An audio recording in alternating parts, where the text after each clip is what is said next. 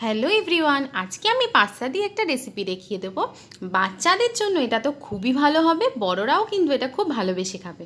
তার জন্য এখানে আমি এক বাটি পাস্তা আগে নিয়ে নিয়েছি। এবার আমি জল ফুটানোর জন্য দিয়ে দিলাম, তাতে দিয়ে দিচ্ছি সামান্য পরিমাণে লবণ।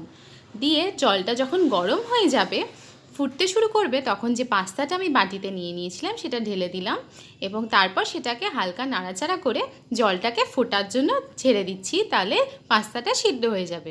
মাঝে আমাকে দেখে নিতে হবে পাস্তাটা ঠিকমতো সিদ্ধ হয়ে গেছে কিনা। এখানে কিন্তু পাস্তাটা যাতে গলে না যায় সেটাও আমাকে খেয়াল রাখতে হবে।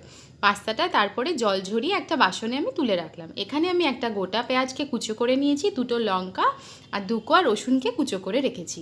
কড়াইতে তেল গরম হলে যে পেঁয়াজ আর রসুনটাকে আমি কুচো করে রেখেছিলাম সেটা আমিও তেলের মধ্যে ছেড়ে দিচ্ছি। তেলের মধ্যে দিয়ে ভালো করে নাড়াচাড়া করে নিচ্ছি তেলের মধ্যে। আর তারপরে আমি এর মধ্যে খুবই সামান্য পরিমাণে লবণ ও গোলমরিচ এর মধ্যে দিয়ে দেবো। এখানে কিন্তু লবণটা আমি আগেই খুব বেশি দেব না, অল্প পরিমাণে দিচ্ছি, যদি পরে প্রয়োজন মনে হয় তাহলে আমি পরে দিতে পারবো।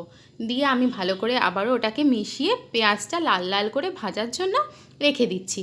পেঁয়াজটা যখন লাল লাল করে ভাজা হয়ে যাবে, তখন যে পাস্তাটা আমি সিদ্ধ করে রেখেছিলাম সেই পাস্তাটা পুরোটাই আমি এর মধ্যে ছেড়ে দিচ্ছি। এখানে পাস্তাটাকেও আমি তেলের মধ্যে হালকা ভাজা ভাজা করে নেব, খুব বেশি না, কিছুক্ষণ সময়ের জন্য আমি পাস্তাটাকেও তেলের মধ্যে নাড়াচাড়া করে হালকা ভাজা ভাজা করে নিচ্ছি।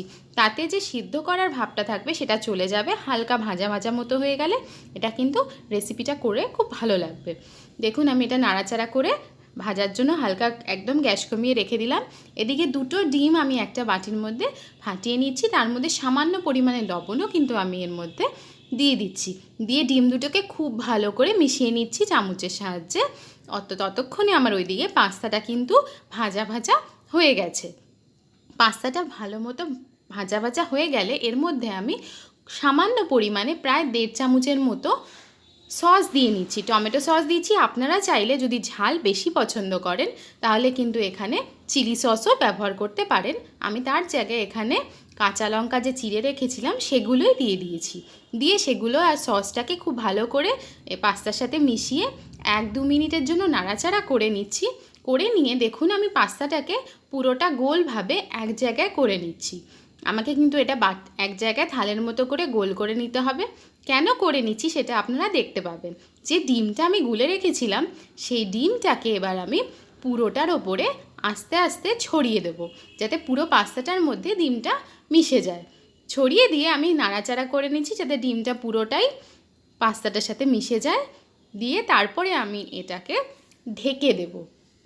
আমি এটাকে ঢেকে প্রায় 4 থেকে 5 মিনিটের মধ্যে একদম কম আঁচে রেখে দিচ্ছি। আঁচ কিন্তু এখানে একদম বাড়ানো যাবে না, তাতে কিন্তু এটা পুরোপুরি পুড়ে যাবে। আমি এখানে ঢেকে দিলাম। প্রায় 5 মিনিট পরে দেখুন আমি ঢাকনাটা তুলে নিয়েছি। দেখুন এটা সম্পূর্ণ পরিমাণে ডিমটা সেদ্ধ হয়ে গেছে এবং পাস্তাটাও এর সাথে পুরোপুরি মিশে গেছে।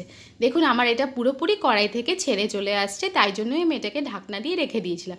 এবার আমি এটাকে একটা প্লেটে তুলে নিচ্ছি।